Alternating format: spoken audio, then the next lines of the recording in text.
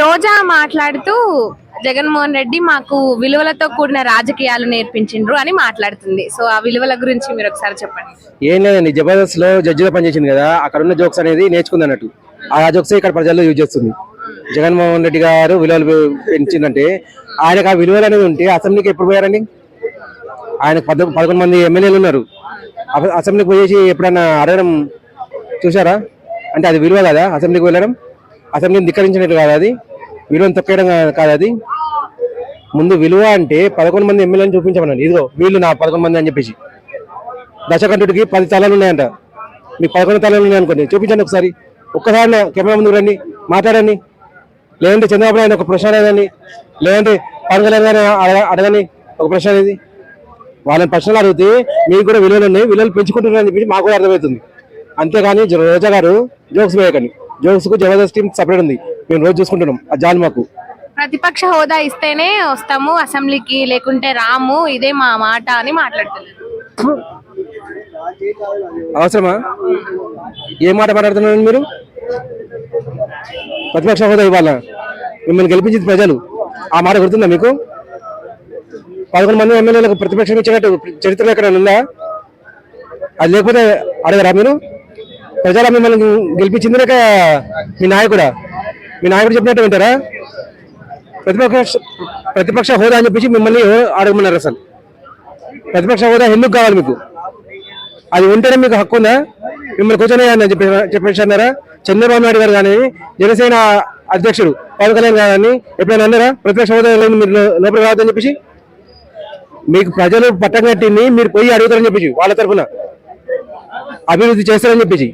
అవి గుర్తుపెట్టుకోండి. ముందు ప్రతిపక్ష హోదా అనేది చాలా చిన్న మాట, దాన్ని పట్టించుకోకండి. దాన్ని మీరు అడిగే అసలు మీకు విలువ లేదండి. క్లియర్ లేదు అంటారా? ఇవన్నీ వదిలేండి, పోయి జబర్దస్త్ లో టీమ్ లీడర్ చేసుకోండి. అట్లనే మేము సంతోషిస్తాం. పర్లేదు, కామెడీ నేర్చుకుందని చెప్పేసి ప్రజలకు వచ్చి కామెడీ చేయకండి. కూటమి ప్రభుత్వం డైవర్షన్ పాలిటిక్స్ చేస్తుంది, కావాలనే ఈ విధంగా అంబటి రాంబాబుని అరెస్ట్ చేసింది. అసలు అంబటి రాంబాబు తప్పే లేదు, ఇంకా అంబటి రాంబాబుని పొగడాలని మాట్లాడుతున్నారు. అంబటి రాంబాబు గారు అసలు తప్పేం చేశారని మీరు అన్నట్టే, ఆయన ఏం తప్పు చేయలేదు. ఆయన మనిషిగా పుట్టడమే తప్పు. వాళ్ళ తల్లిదండ్రులు చేసిన తప్పు. ముందు వాళ్ళ తల్లిదండ్రులు ఉంటే వాళ్ళ తల్లిదండ్రులకు శిక్ష వేయండి. ఇటువంటి మనిషిని రానియొద్దని చెప్పేసి కెమెరాల ముందుకు వచ్చేసి అసభ్యకర పదజాలంతో ఒక సీఎం తిట్టడం అనేది చాలా పెద్ద హేయమైన చర్య. దానికి శిక్ష ఉంటుందని చెప్పేసి ఆయన కూడా క్లియర్ తెలుసు, పోలీసులకు కూడా తెలుసు దీని గురించి అని చెప్పేసి. ఒక కేసు అనేది ఎవరు ఫైల్ చేయాల్సిన అవసరం లేదు, సుమోటోగా తీసుకొని అరెస్ట్ చేయొచ్చు అని చెప్పేసి. వాళ్ళు కూడా ఆయన మంత్రి అని చెప్పేసి ఒక విలువ ఇచ్చేసి వెయిట్ చేసి చివరికి తప్పక అరెస్ట్ చేసారు. వాళ్ళు వాళ్ళ మర్యాదలో ఉన్నారు, మీరు మీ మర్యాదను నేర్చుకోండి, మర్యాదలో ఉండడం నేర్చుకోండి.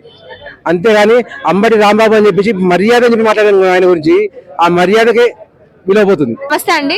నమస్తే. రోజా మాట్లాడుతూ జగన్మోహన్ రెడ్డి గురించి, అంటే ఏదైతే అంబటి రాంబాబు అరెస్ట్ విషయంలో ఆమె మాట్లాడుతూ కూటమి ప్రభుత్వం కావాలనే డైవర్షన్ పాలిటిక్స్ చేస్తుంది అని మాట్లాడుతున్నారు. దీనిపైన మీరేమంటారు? ఇంతకు ముందు కూడా అట్లా మాట్లాడేది రోజా.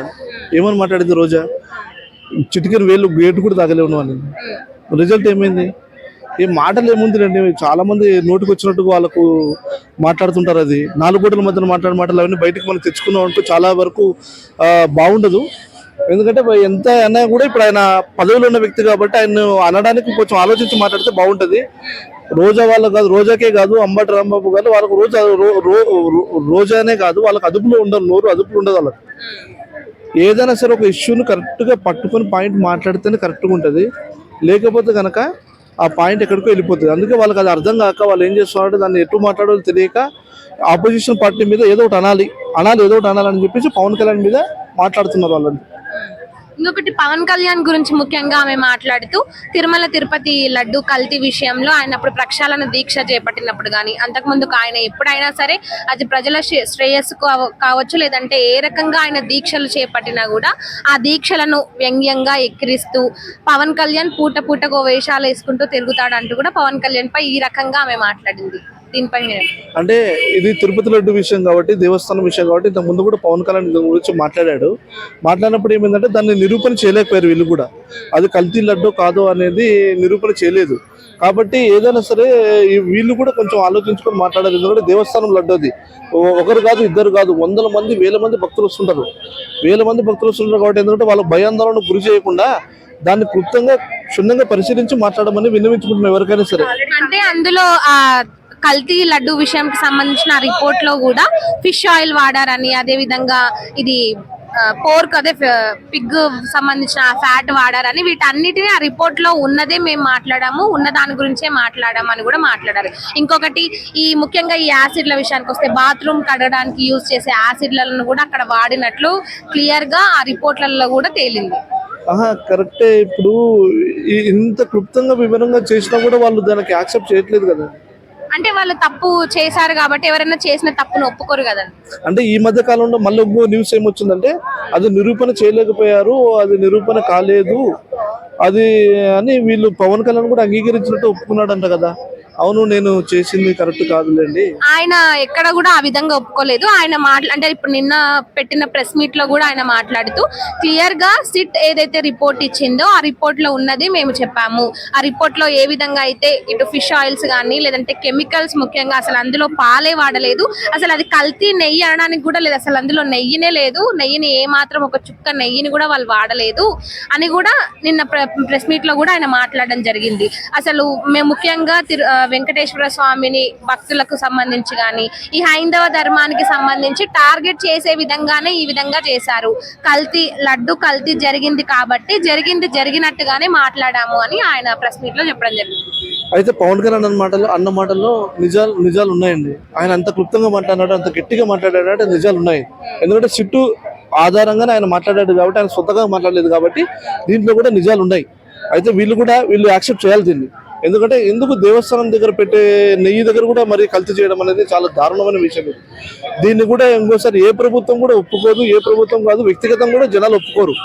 పవన్ కళ్యాణ్ మీరు అన్న మాటకు నాకు కూడా తెలియదు. నిజంగా పవన్ కళ్యాణ్ గారు నేను వ్యక్తిగతంగా మాట్లాడారేమో అనుకున్నాను, కానీ ఈ సిట్ రూపంగా ఈ రిజల్ట్ వచ్చాయి, నేను దాంట్లో చూసి మాట్లాడుతున్నాం అన్నారు చూడు, అది నేను న్యూస్ చూడలేదండి. కాకపోతే మీరు అన్న మాటకు నేను కూడా అగ్రి అవుతాను. ఎందుకంటే ఆయన అంత పేపర్లో వచ్చి రిపోర్ట్స్ వచ్చిన తర్వాత మాట్లాడాడు కాబట్టి ఇంకోసారి ఇటువంటి రిపీట్ చేయకుండా, ఎందుకంటే మీ వ్యక్తిగత రాజకీయాలు ఉంటే మీ ఇంట్లో మీ వరకు చూసుకోండి.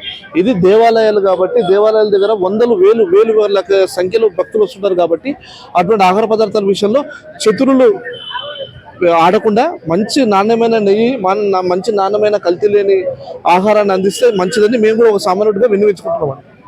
జగన్మోహన్ రెడ్డి మాకు ఏమంటారు విలువలు గల రాజకీయాన్ని నేర్పిండ్రు అని మాట్లాడుతుంది. ఎవరు? రోజా గారికి డైమండ్ రాణి అని ఈ మధ్య పేరు వచ్చిందమ్మా. ఆమె మర్చిపోతుంది, ఆమె బాధ్యత అనేది మర్చిపోతుంది. ఏది మన లేనాల నుంచి పైకి వచ్చిన ఆమె గుర్తు పెట్టుకోవాలి. ఆమె ఈనాడు రామోజీ గారు లేకపోతే నేను లేను, టీడీపీ పార్టీ లేకపోతే నేను లేను అనేది గుర్తు పెట్టుకోవాలి. ఎందుకంటే గతంలో టీడీపీ వాళ్ళు చాలా మంది నలిగిపోవడం చూసింది ఆమె. అందరినీ నలిపోయొచ్చు, మా జగనన్న ఉన్నాడు అనే ఫీలింగ్ లో ఉండవమ్మా, కానీ నీకు దెబ్బ పడిద్ది. ఉదాహరణ, నీకు పెనసాని చంద్రశేఖర్ గారని కేంద్ర మంత్రి, ఒక్కసారి ఎంపీగా గెలిచి కేంద్ర మంత్రి అయ్యారు చూసా పెనసాని చంద్రశేఖర్ గారు. ఆయన దెబ్బ అనేది ఏందనేది నీకు తెలియదమ్మా. 24 గంటల్లో అంబాటి రాంబాబు గారికి సినిమా చూపించిన వ్యక్తి ఆయన. ఆ సినిమా ఏందనేది నువ్వు చూస్తే నీకు అర్థమయ్యింది. అర్థమైన తర్వాత నువ్వు మాట్లాడితే నీకు విలువ అనేది ఉంటది. ముఖ్యంగా నువ్వు పవన్ కళ్యాణ్ టార్గెట్ చేసావు, పవన్ కళ్యాణ్ గురించి చాలా విమర్శలు చేస్తున్నావు, గుర్తు పెట్టుకో. ముఖ్యంగా ఆయన అప్పుడు తిరుమల తిరుపతి కల్తీ విషయంలో ప్రక్షాళన దీక్షను చేపట్టిన దాన్ని కూడా ఆమె వెక్కిరిస్తూ వేషాలు వేసుకుంటున్నాడు పవన్ కళ్యాణ్ అని కూడా పవన్ కళ్యాణ్ గురించి మాట్లాడుతుంది. సిగ్గు శరం అనేది ఉండాలి. సుబ్బిరెడ్డి కూడా ఇప్పుడు బయటకు వచ్చి, ఆయన అనకూడదు, సుబ్బిరెడ్డి కూడా వచ్చి కల్తీ జరిగింది, వాళ్ళ మీద చర్యలు తీసుకుంటాయని అన్నాక కూడా నువ్వు ఇంకా మీడియా ముందుకు వచ్చి మాట్లాడుతున్నావు అంటే నిన్ను ఏమనాలి? నీకు భిక్షం పెట్టిందే రామోజీ గారు, టీడీపీ పార్టీ అనేది నువ్వు మర్చిపోయి మాకు. వైఎస్ రాజశేఖర రెడ్డిని తిట్టిన నీలాంటి పనికి మాలిన దాన్ని జగన్మోహన్ రెడ్డి గారు పక్కనకు పెట్టుకున్నారు కాబట్టి ఆయన పార్టీకి ఎంత నష్టం జరుగుతుంది అనేది జగన్మోహన్ రెడ్డి గారు కూడా తెలుసుకుంటారు. నీకు ఈసారి సీటు కూడా ఎవరు మొన్న మార్చారు కదా, నేను వేరే చోట వేశారు కదా, ఈసారి ఆ సీటు కూడా నీకు ఉండదు, చినిగిపోయిద్ది అనేది నువ్వు గుర్తు పెట్టుకోవాలని చెప్పేసి నీకు తెలుగుదేశం తరపున ఒక గుంటూరు వాసిగా నీకు వార్నింగ్ ఇస్తున్నాను అనుకున్నా పర్లా, గట్టిగా స్ట్రాంగ్ గా చెబుతున్నానమ్మా. నువ్వు మాట్లాడే మాటలు విధానం అనేది అట్లా ఉంది కాబట్టి నీకు స్ట్రాంగ్ గా చెబుతున్నాం. కూటమి ప్రభుత్వము, కూటమి నాయకులందరూ కూడా డైవర్షన్ పాలిటిక్స్ చేస్తున్నారు. అందుకే ఈ విధంగా అంబటి రాంబాబుని అరెస్ట్ చేశారు. అంబటి రాంబాబును హత్య చేయాలనే ఆలోచనతో కూడా కూటమి వాళ్ళు ఉన్నారు అని మాట్లాడుతున్నారు. మీకున్న ఆలోచనలు, మీకున్న బుద్ధులు మా కూటమి ప్రభుత్వానికి లేవమ్మా. అవి ఉంటే ఇంకా వేరేగా ఉండేది. అంబటి రాంబాబు గారు కనపడకుండా పోయేవాళ్ళు, కనపడుతున్నారు. రాజమండ్రి సెంట్రల్ జైల్లో ఉన్నారు. జైల్లో పెట్టే ఫుడ్లు వస్తున్నాయి మీకు, మళ్ళీ బయటికి తీసుకెళ్లి పెట్టినవి, బయట తీసుకొచ్చినవి అని ఏమీ లేకుండా జైలు విధానం అనేది 24 సినిమా అన్నారు చూసావా, అది అనేది మా పెనసాని చంద్రశేఖర్ గారు మా కూటమి ప్రభుత్వం చూపిస్తుందమ్మా. మీకు కూడా చూపించాలని చెప్పేసి మరీ కోరుకుంటున్నాము. మా అందరి ఆశ కూడా అదే. కింద కామెంట్లు చూస్తున్నావో లేదో, నువ్వు అన్నగానే నీకు ఎప్పుడు చూపిస్తారు సినిమా అని మేము అందరం, మాతో పాటు చాలా మంది ఆశపడుతున్నారమ్మా. ఆ విధంగా నువ్వు తయారయ్యావు. ఈ రోజు ఈనాడు రామోజీ గారిని మర్చిపోయినావు. నీకు కూడు పెట్టిన ఆయన్నే నువ్వు తిట్టావు. నీకు రాజకీయం నేర్పిన టీడీపీ పార్టీనే నువ్వు తిట్టినావు. నీకు భిక్షం, ఇప్పుడు భిక్షం ఎత్తి అన్న అన్నావు. అట్లాంటి అన్నగారు, తండ్రి గారినే నువ్వు బండబూతులు తిట్టినావు. ఆయన అనకూడదు, ఆయన ఉన్నట్టయితే నీలాంటి దాన్ని పక్క కూడా రానిచ్చేవాళ్ళు కాదు అనేది నువ్వు తెలుసుకోవాలి. జగన్మోహన్ రెడ్డి గారు ఏంటంటే కొద్దిగా అభిమానం, ఆదరణ ఉంది కాబట్టి నేను ఇంకా పక్కన ఉంచారు. ఈసారి నీకు కన్ఫర్మ్డ్ గా సీట్ ఇవ్వరు అనే ఆశ అయితే మాకుందమ్మా.